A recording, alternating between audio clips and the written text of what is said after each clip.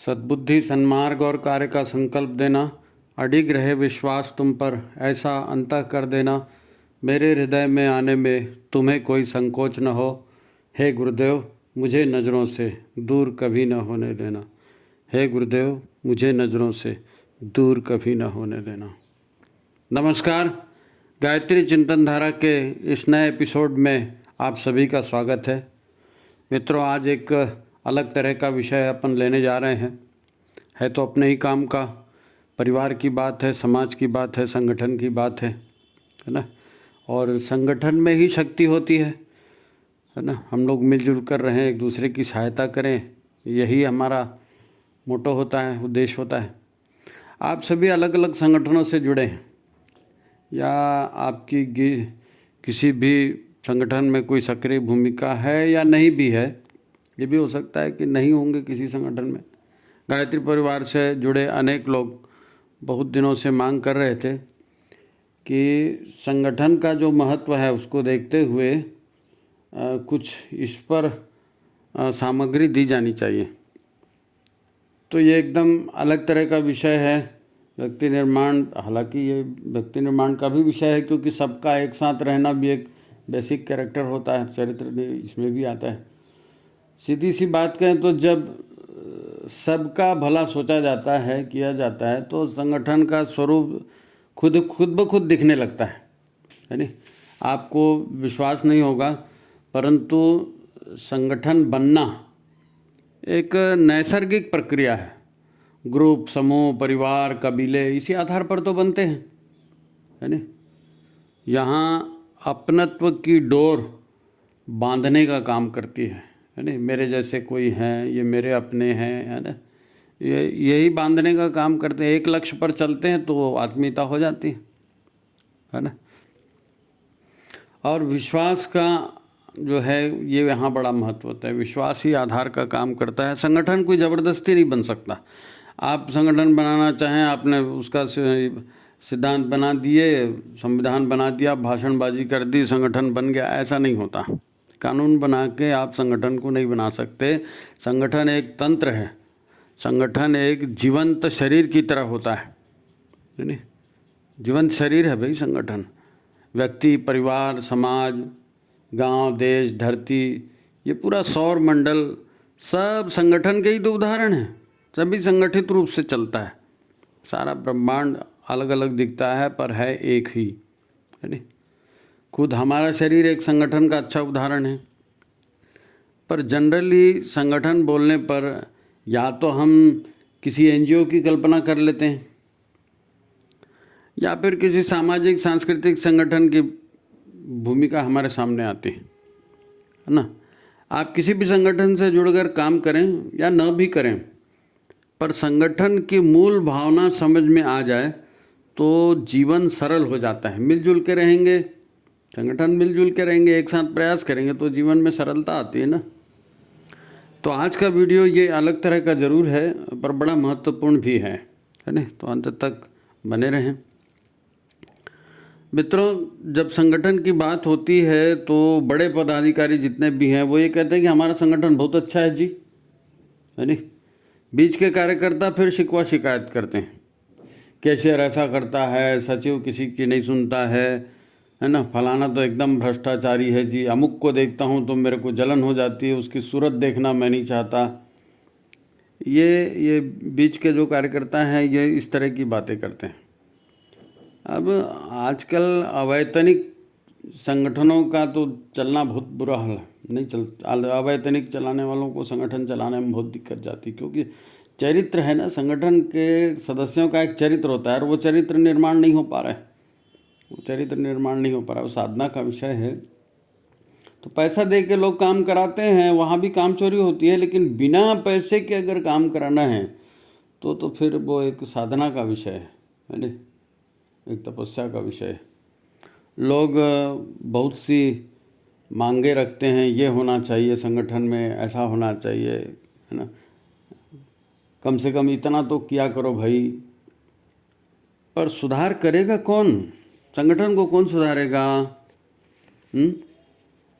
लोगों को एक साथ लाना और बिना वेतन दिए उनसे काम कराना, निश्चित ही सरल काम नहीं है।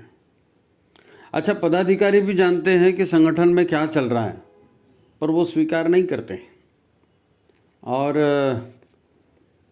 आंकड़े प्रस्तुत करते हैं बड़े बड़े, देखो हमने वो कार्यक्रम किया, ये इतना अच्छा हो गया, उसमें इतने लोग आए थे, फलाना हो गया था। देखो, एक उदाहरण से अपन समझने की कोशिश करते हैं कि संगठन क्या है और कैसे काम करता है। आप कभी बस में बैठे होंगे, है नी, जो बस होती है ना, ट्रांसपोर्ट वाली बस। तो बस क्या है, एक सिस्टम है, एक यूनिट है बस, है नी। और बस मतलब उसमें ड्राइवर कंडक्टर भी शामिल है, वो सब मिलाकर ही बस कहलाता है ना। तो अब ड्राइवर है ना, इसकी बॉडी है, बस की सीटें हैं, टायर ट्यूब है, इंजन है, ब्रेक है, सवारियां हैं, ये सब इसी सिस्टम का हिस्सा है। अब इसमें से एक भी चीज़ गड़बड़ हो गई, गाड़ी गड़बड़ हो गई, ड्राइवर गड़बड़ हो गया, ब्रेक गड़बड़ हो गया, सीट गड़बड़ हो गई, सवारियां भी हैं, वो भी अगर गड़बड़ होती तो परेशानी हो जाती, है ना। अब हमारी धरती का एक अपना संसार है, आप इस उदाहरण से भी देख सकते हैं। अपनी धरती भी तो, धरती का भी एक परिवार है, अपना संसार है, नदी है, पहाड़ है, जंगल है, समुद्र है, फिर इस धरती पे पशु पक्षी हैं, तरह तरह के प्राणी हैं, सूरज है, चंद्रमा, ये सब संबंधित हैं, एक पूरा एक रिलेशन है, एक पूरा परिवार है धरती का, है नहीं।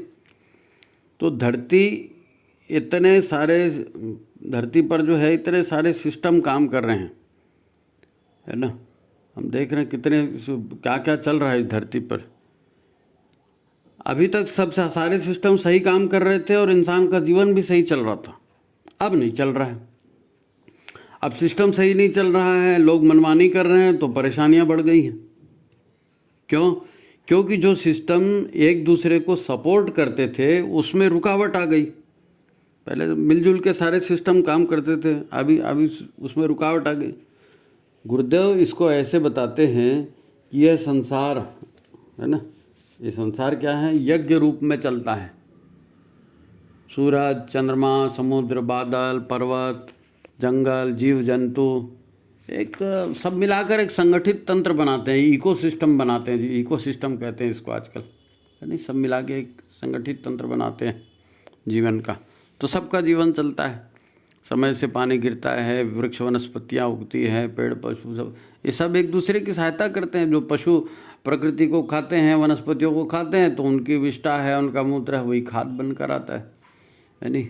पौधों के वृक्ष पत्ते बढ़ जाएंगे, अगर पौधे जीव जंतु उसको नहीं खाएंगे तो पूरा जंगल भयंकर हो जाएगा जी। तो सब एक दूसरे का पोषण करते हैं, समुद्र से बादल बनता है, पानी गिरता है, आप सब जानते हो, इसका पूरा संगठित तंत्र काम करता है ना। अब ये तंत्र बिगड़ गया, अब ये तंत्र बिगड़ गया तो मनुष्यों के जान पे बनाई, कहीं पे पानी नहीं गिर रहा है, कहीं पे बहुत ज़्यादा पानी आ रहे, कहीं बाढ़ आ रहा है, कहीं भूकंप आ रहे, यानी अब सब लोग चिल्ला रहे हैं, क्या कर रहे हैं, पेड़ लगाओ रे, नदियाँ बचाओ रे, मिट्टी बचाओ रे, जीव जंतु बचाओ रे, इकोसिस्टम को बचाने की बात हो रही। अब आप सोचो कि केवल नारे लगते रहें और हम वृक्षारोपण दिवस मना रहे हैं, है ना, नदी बचाओ दिवस मना रहे हैं, मिट्टी बचाओ दिवस मना रहे हैं, जीव जंतु बचाओ दिवस मना रहे हैं, मनाते रहते हैं, तो क्या होगा, मनाने भर से काम हो जाएगा? है धरती का संगठन स्वरूप पुनः वापस आ जाएगा क्या? बच्चे बचाओ, परिवार बचाओ, महिला बचाओ, बुजुर्ग बचाओ, नारे तो खूब लग रहे हैं, पर होता क्या है, होता क्यों नहीं? क्योंकि इनका जो नैसर्गिक संगठनात्मक स्वरूप था वो बिगड़ गया, वो टूट गया। तो बात को समझना पड़ेगा, संगठन एक नैसर्गिक प्रक्रिया है, मिलजुल कर पूरा ब्रह्मांड चल रहा है, सृष्टि चल रही है, कोई अकेला अकेला थोड़ी होता है ना। संगठन सही है तभी तक सुविधाएं हैं, अच्छी संभावनाएं हैं, परिवार ठीक है तो भविष्य बेहतर है, भविष्य की संभावनाएं ठीक हैं। इसमें एक गूढ़ बात और है कि हर सिस्टम का अपना काम होता है, हर सिस्टम अपना काम करता है और अन्य संबंधित सिस्टम को, अन्य संबंधित तंत्रों को भी सहयोग करता है। जैसे घर में माता पिता हैं, बुजुर्ग हैं, अपनी ज़िंदगी तो वो भी जीते हैं, पर अन्य परिवारजनों का भी वो सहयोग करते हैं, तो परिवार तंत्र ठीक से चलते रहता है। बिल्कुल सामान्य बात है, लेकिन समझने की बात है। है ना, सबका भला होता है। यही इसी को यज्ञ जीवन कहते हैं। यज्ञ जीवन, यज्ञ जीवन की अनिवार्यता क्या है? संगठन, संगठन का स्वरूप। आप कह देंगे कि मेरी मर्जी, मेरा हक, मेरी इच्छा, मैंने ऐसा सोचा, मैं किसी का गुलाम नहीं हूँ, है ना, मैं भी अपनी पर्सनल चॉइस रखता हूँ, मेरी भी पर्सनल लाइफ है, तो फिर यह सब जो है ना, आप फिर अपना अपना चलाएंगे, प्रकृति का विरोध करेंगे, तो प्रकृति का ये क्या होगा? प्रकृति के सिस्टम से एक तरह की गद्दारी होगी, है नहीं। कोई भी नैसर्गिक संगठन में अपनी मनमानी कैसे कर सकता है जी? संगठन नैसर्गिक तभी बन पाता है जब एक दूसरे का सहयोग होता है। नहीं तो आप बना दीजिए संविधान, कोई कानून का पालन ही नहीं करेगा, है ना। आज जब सब जगह आज यही तो हो रहा है। अगर संगठन में सबका हित नहीं है तो वो संगठन भी या तो व्यापार है या फिर वो संगठन के नाम पर ठगों का गठबंधन है। संगठन नहीं है, ठगों का गठबंधन है। आप सोच कर देखो, जीवन क्या है? हमारा जीवन क्या है? अतीत और भविष्य की एक श्रृंखला है। अतीत था इसलिए आज है, और आज जो कर रहे हो ये भविष्य बनेगा, है नहीं। कल, आज और कल, भूत, वर्तमान और भविष्य, है ना। जीवन क्या है? अतीत और भविष्य की एक श्रृंखला ही तो है। केवल वर्तमान या केवल भविष्य कैसे हो सकता है? क्या आप अकेले अपने आप आकाश से टपक गए थे क्या? कोई ये कह सकता है कि नहीं साहब, मेरे को किसी से कोई लेना देना नहीं है? अच्छा, लेना देना नहीं, तुम क्या आकाश से टपके थे? अरे भाई, माँ बाप से ही तो पैदा हुए, परिवार से ही तो पैदा हुए, वहीं तो बड़े बने ना। फिर मेरा मेरा क्या कर रहे हो? फिर परिवार का क्यों नहीं बोलते आप? संगठन का क्यों नहीं बोलते हैं? बिना तंत्र के सहयोग के आप जीवन जी रहे हैं क्या? कोई आपकी मर्जी का विरोध करता है तो आपको दिख रहा है, पर जो सहयोग समाज या संगठन से आपको मिल रहा है वो नहीं दिख रहा है। नहीं, उसने तो ऐसा किया जी, वो तो ऐसा करता है जी, सब तो ऐसे करते हैं। अरे भाई, सब ऐसे करते हैं, वो खटक रहा है, वो सबको खटक रहा है, आपको अकेले थोड़ी खटक रहा है, वो सबको खटक रहा है। लेकिन फिर भी आधार इसी बात का है कि हम में से कोई भी अकेला नहीं है। ना अकेला पैदा हुआ, ना अकेला पल सकता है, ना अकेला बढ़ सकता है। अगर जीवन है तो मिला जुला जीवन है, मिला जुला जीवन है। आप जीवन जी रहे हैं तो कोई ना कोई सहयोग कर रहा है, कपड़े कहीं बन रहे हैं, कोई खाना बना रहा है। आप तो पैसा ही कमाते हैं ना, तो पैसे से सब कुछ कैसे आता है? कैसे आता है? समाज का एक तंत्र है, देश का एक तंत्र है, एक व्यवस्था है, पारिवारिक व्यवस्था है ना। जो जो संगठन संगठन का लाभ हमको मिल रहा है ना, उसका ध्यान भी करना जरूरी है ना। पद, प्रतिष्ठा, भूख, प्यास, मन की शांति, शिक्षा, चिकित्सा, जो भी है उसको कैसे भूल जाते हैं जी? ये बिना सहयोग के कैसे होगा? आप ऐसे कैसे कह सकते हैं कि मुझे संगठन से क्या लेना देना? कैसे लेना देना नहीं है? यदि आप भी अपना कर्तव्य नहीं निभा रहे हैं तो माफ़ करना, आप स्वयं संगठन तंत्र के एक गद्दार व्यक्ति हैं, एक गद्दार व्यक्ति हैं। आपको मिलजुल कर रहना चाहिए। गुरुदेव ने धरती को स्वर्ग बनाने के लिए व्यक्ति निर्माण की बात पर जोर दिया। अरे भाई, बेहतर व्यक्ति के निर्माण का तंत्र पहले खड़ा करो, क्योंकि तंत्र को व्यक्ति बिगाड़ता है और तंत्र को व्यक्ति ही बिगाड़ता है। तो इसलिए व्यक्ति को ठीक करो तो सबकी परेशानी ठीक होगी। आज इतने लोग इतने संगठनों से जुड़े हैं, है ना, अपने आप को बताते हैं हम अमुक संगठन से जुड़े हैं। जब संगठन त्याग मांगता है, तपस्या मांगता है, सेवा मांगता है, तो आप दूसरे की ओर उंगली दिखा देते हैं कि वो क्यों नहीं करता, उसने करना चाहिए। गुरुदेव कहते हैं कि जीवन बचाना है, सुखी रहना है, तो सज्जनों को संगठित करो और अनीति से संघर्ष करो। दोनों बातें जरूरी हैं।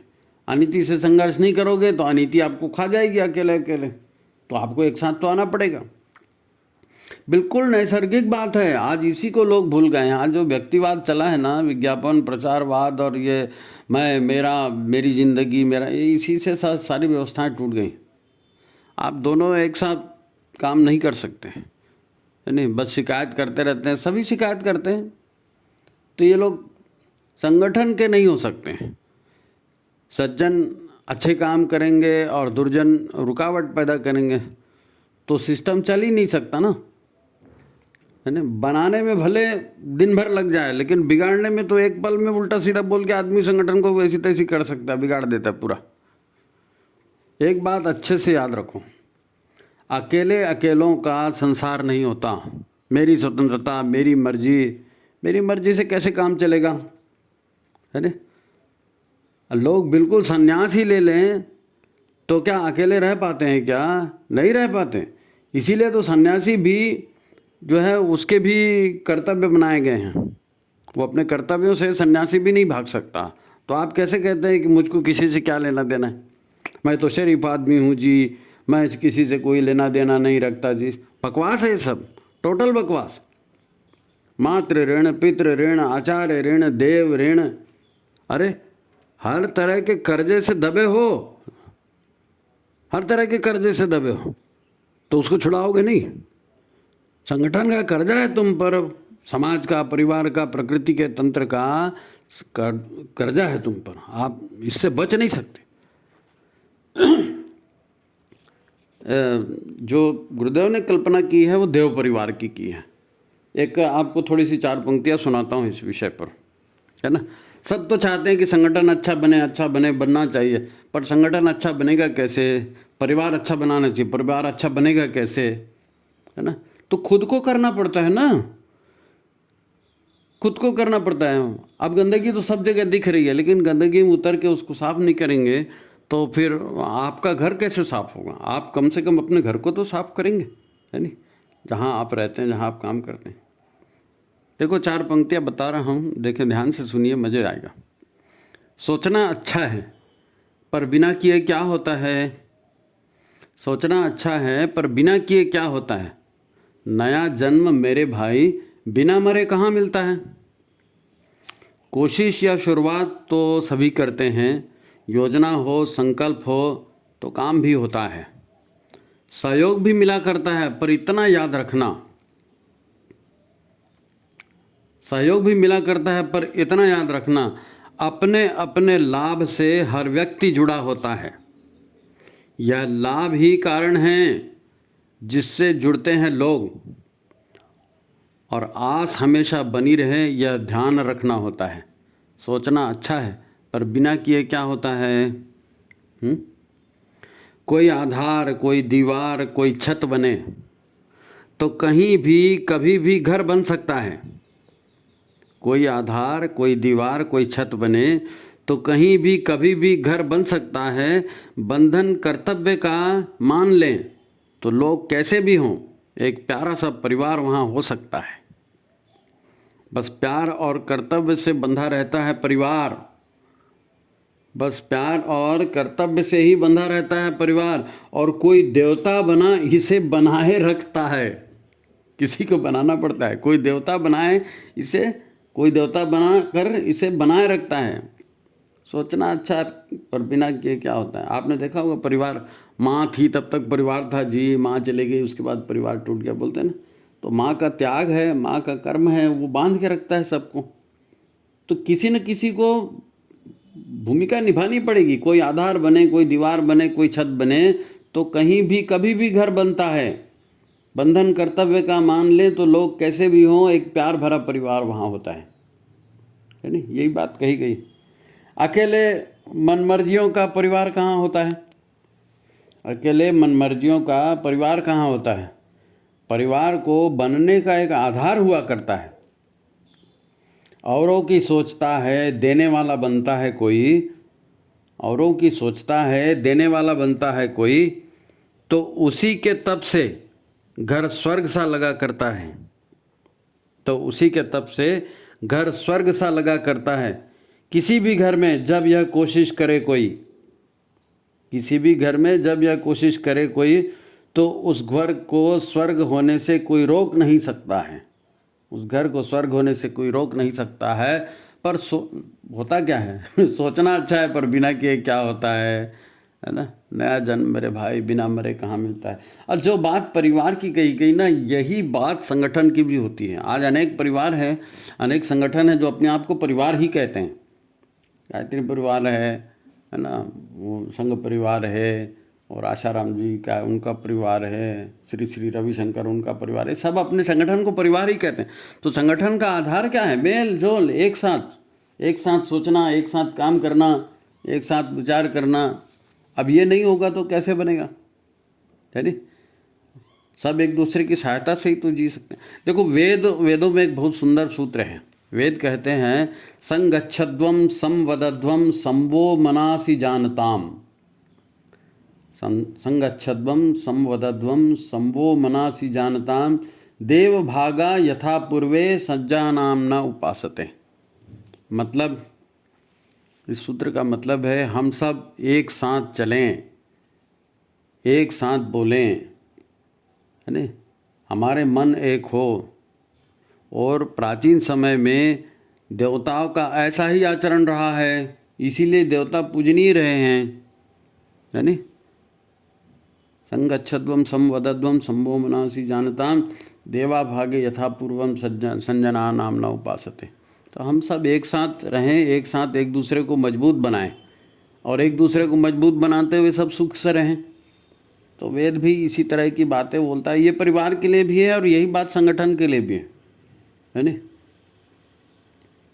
ये वंदनीय पूजनीय देवता कहलाए, वो इसीलिए कहलाए। देखो, परिवार समाज या संगठन में सभी का ज्ञान स्वभाव अलग अलग होने से उनके कार्यों में भिन्नता स्वाभाविक है। कोई पढ़ा लिखा है, कोई कमज़ोर है, कोई पैसे वाला है, कोई नहीं भी है। तो संगठन में इस तरह के होते हैं तो थोड़ी सी भिन्नता भी होती है, ये स्वाभाविक है। परंतु मूलभूत सोच और लक्ष्य तो सभी का कल्याण ही होगा ना। मूलभूत सोच संगठन की एक लक्ष्य होता है, सबके कल्याण के लिए सब लोग मिलजुल के काम करते हैं। तो इन्हें आपस में सहयोगी होना चाहिए, है नी। परिवार या समूह में थोड़ी बहुत भिन्नता तो चलती है, पर मेरी मुर्गी की एक टांग वाली बात हर जगह नहीं चल सकती ना। हर जगह आप मैं मेरा लगाओगे तो कैसे चलेगा। और फिर प्रत्यक्ष हर किसी को प्रयास करना पड़ेगा। कोई आके आपके लिए रास्ता क्लियर कर देगा, कोई आके बिस्तर बिछा देगा, चादर बिछा देगा, मच्छरदानी लगा देगा और आप सो जाओगे, ऐसा नहीं होता है। आप दूसरे की सहायता करोगे तो दूसरा आपकी करेगा ना। संगठन का मतलब यही होता है। स्वार्थ, अहंकार, आत्म प्रदर्शन की प्रवृत्ति विभेद पैदा करती है ना। थोड़ा बहुत टॉलरेंस सभी में होता है, तो थोड़ा सा एडजस्ट करना पड़ता है ना। एडजस्ट का स्वभाव आपका होना चाहिए, सहनशीलता का स्वभाव होना चाहिए, है ना। अब परिवार में रहना है तो परिवार या संगठन से जो सुविधा सहायता मिलती है उसकी कीमत भी तो आपको चुकानी पड़ेगी ना। कीमत हम चुकाएंगे नहीं, अच्छा सोचेंगे, देखो उनके यहाँ ये हो रहा है, हमारे यहाँ नहीं हो रहा है, उनके यहाँ, अरे तो उनके यहाँ कोई कर रहा है इसलिए हो रहा है, आपके यहाँ नहीं करोगे तो अपने आप हो जाएगा क्या। अगर हमारे स्वभाव में ये बात नहीं है तो हमको फिर अपना स्वभाव बदलना चाहिए। परिवार या संगठन सभी का भला चाहता है तो इसका मूलभूत अनुशासन सबको मानना पड़ेगा। ये साधना का विषय है। यज्ञ की प्रेरणा भी तो यही है। यज्ञ क्या कहता है? श्रेष्ठता का सम्मान करो, दान करो, सेवा करो, आपस में तालमेल। देव पूजन दान संगतिकरण, इसी को तो कहते हैं ना। देव पूजन माने क्या है? जो प्रतिभाशाली हैं, विशिष्ट शक्तिशाली हैं, उनका सम्मान करो, है ना, ताकि वो आपकी और ज़्यादा सेवा सहायता कर सकें। और उसके लिए फिर समय दो, पैसा दो, धन दो, कुछ न कुछ सहायता करो, तब तो लोग कर पाएंगे ना। उनके पास योग्यता है लेकिन साधन नहीं है, तो साधन देना पड़ेगा। और फिर संगतिकरण मतलब मेल जोल बना के रखना। किसी को कोई बात अच्छी नहीं लगी, किसी का तालमेल बिगड़ गया, कुछ हो गया, तो कोई समझाने वाला भी चाहिए, एक साथ बांधने वाला भी चाहिए। जैसे माँ परिवार को बांधती है ना, तो एक संगतिकरण, यही तो यज्ञ है जी। जीवन यज्ञ यही है, देव पूजन दान संगतिकरण। अब हम मार कहते हैं यज्ञ रूप प्रभु हमारे भाव उज्ज्वल कीजिए, तो कब होंगे भाव उज्ज्वल भाई? भाव को उज्ज्वल करना है, काम भी करना है, तो सिर पे आ गया सब है। सिर पे आ गया। संगठन बनाना बाहर से कोई आदमी नहीं आएगा, जो है उन्हीं को करना पड़ेगा। परिवार के लोगों को, संगठन के लोगों को ही संगठन को बेहतर बना। कौन क्या कहता है, आलोचना पालोचना ये सब एक तरफ रखना, नहीं तो नहीं कर सकते संगठन का काम, है ना। ऐसा करके आप किसी पर उपकार नहीं करते। संगठन बना के, संगठन में काम करके किसी के ऊपर कोई एहसान नहीं करता है, केवल अपना लाभ, अपना स्वार्थ, अपनी मनमानी, तो ये विनाशकारी है। ऐसी करेंगे तो कोई संगठन टिकेगा क्या? पर्यावरण से लेकर के परिवार और संगठन, ये जितने भी टूट फूट बिखराव हो रहा है, ये इसीलिए हो रहा है। ये इसी से शोषण बढ़ता है, इसी से हिंसा बढ़ती है, अनाचार बढ़ता है ना। इसीलिए फिर जो है गुरुदेव ने इसकी भूमिका बना कर रखी कि भाई आपको जो है विचार संयम, इंद्रिय संयम, है ना, अर्थ संयम, इसका अभ्यास करना पड़ेगा। अर्थ संयम, विचार संयम, इंद्रिय संयम का अभ्यास करना पड़ेगा। गृहस्थ को एक तपोवन की उपमा देते हैं ना गुरुदेव, तो गृहस्थ एक तपोवन है और संगठन भी बहुत पवित्र चीज़ है। संगठन भी बहुत पवित्र चीज़ है। संगठन को ईश्वर का स्वरूप कहा गया है। संगठन को ईश्वर का स्वरूप कहा गया हुआ है ना। एक पुरुष सूक्त का मंत्र है, ब्राह्मणों से मुखमासी बहुराजन्य कृता उरु तदस्य वैश्य, है ना। तो उसमें ब्राह्मण, क्षत्रिय, वैश्य, शूद्र, इन सबको मिलाकर के देवता बनता है, संगठन बनता है। तो ये सारे सिद्धांत, ये केवल मंत्रोच्चार, पोथी पूजा तक नहीं है, जीवन व्यवहार में उतरना पड़ेगा। जीवन व्यवहार में उतरना पड़ेगा। इसीलिए उन्होंने गृहस्थ को एक तपोवन कहा, संगठन को भी दैवी संगठन कहा, है नहीं। उन्होंने संगठन की परिभाषा में संगठन को भी परिवार माना, परिवार को भी संगठन माना। तो भाई समाज से ही सारी साधन सुविधाएं मिलती हैं, तो उसका ख्याल नहीं रखने वाला गद्दार अपराधी, गद्दार है या अपराधी। मित्रों, एक बहुत महत्वपूर्ण बात है, सभी लोग सभी चीज़ों को जानते हैं, है ना, लेकिन फिर भी आज का जो समय है, ये आज का समय बहुत मुसीबत का समय है और युग परिवर्तन का समय है। हर तरफ जो है ज़बरदस्त परिवर्तन चल रहा है और विनाश की प्रवृत्तियां हैं। विनाश, कोई जिहाद को लेकर के, कोई आतंक को लेकर के, है ना, कोई आर्थिक शोषण, ये सारी इन सब चीज़ों को लेकर के ये बातें होती हैं। तो इन सब में आप इन सब का प्रतिकार कैसे करोगे जी? आप इन सब का प्रतिकार कैसे करोगे? जो दुखी हैं, परेशान हैं, गरीब हैं, उनकी सेवा सहायता कैसे हो सकती है नहीं? तो आपको गायत्री जाप की बात की जाती है, यज्ञ की बात करी जाती है, उससे क्या होता है?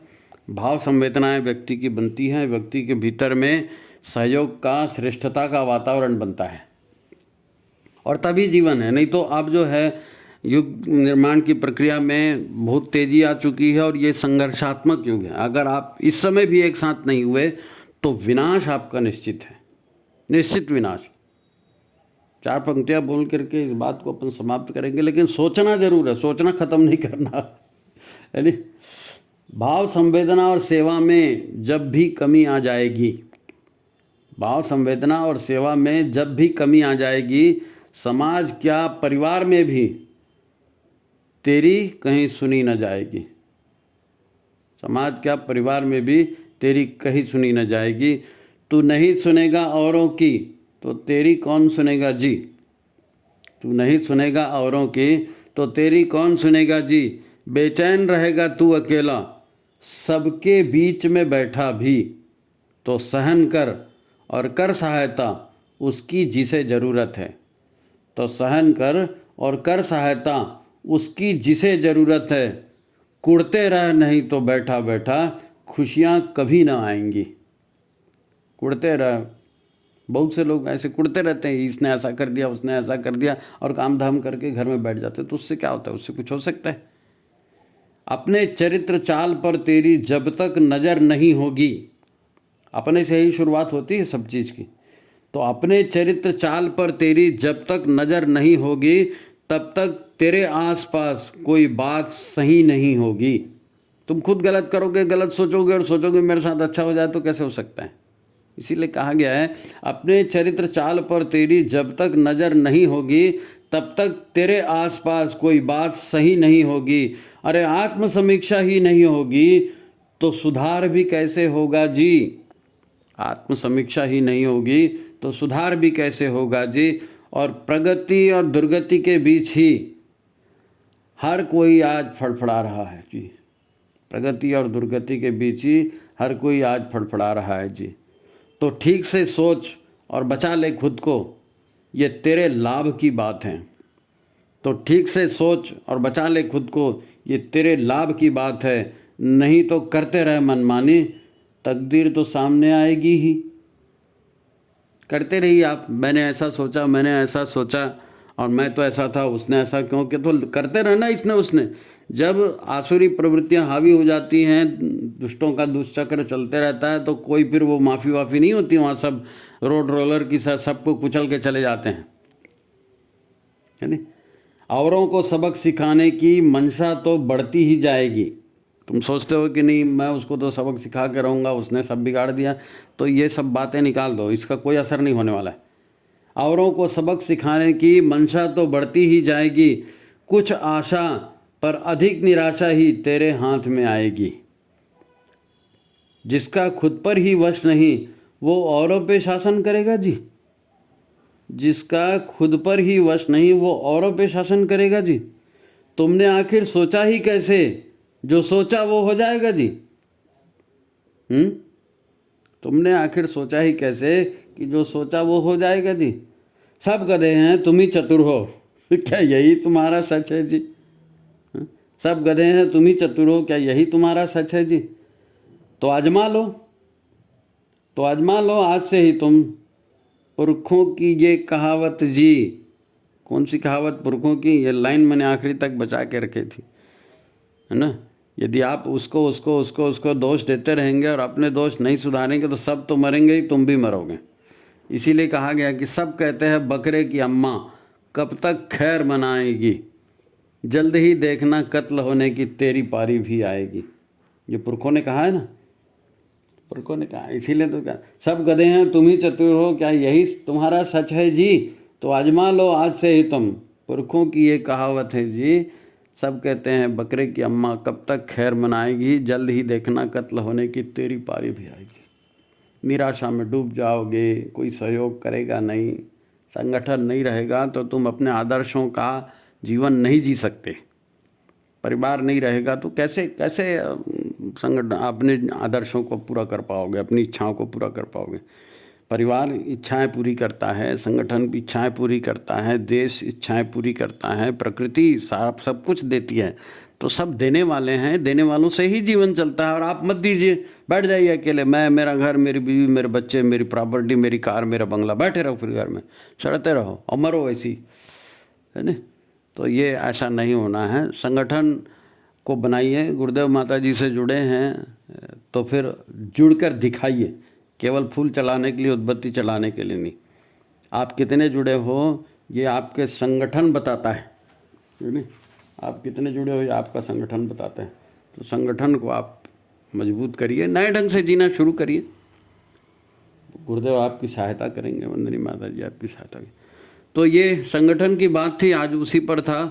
अपना अपन ने कहा है। तो मित्रों, यदि वीडियो आपको अच्छा लगा तो ज़्यादा से ज़्यादा लोगों तक इसे भेजिए और अच्छे लोगों के संगठन को मजबूत बनाइए, है ना। और कुछ न खुद करिए। आप खुद करेंगे तो आपको देख के फिर लोग भी करेंगे, आपकी सहायता करेंगे, है ना। भगवान उसी की सहायता करता है जो अपनी सहायता स्वयं करता है। तो संगठन को मजबूत बनाना किसी एक का काम नहीं है, कोई नहीं करता तो उधर ध्यान मत दो, आप अपने ढंग से करो। गुरुदेव आपके साथ हैं। तो ठीक है, सभी को नमस्कार, प्रणाम।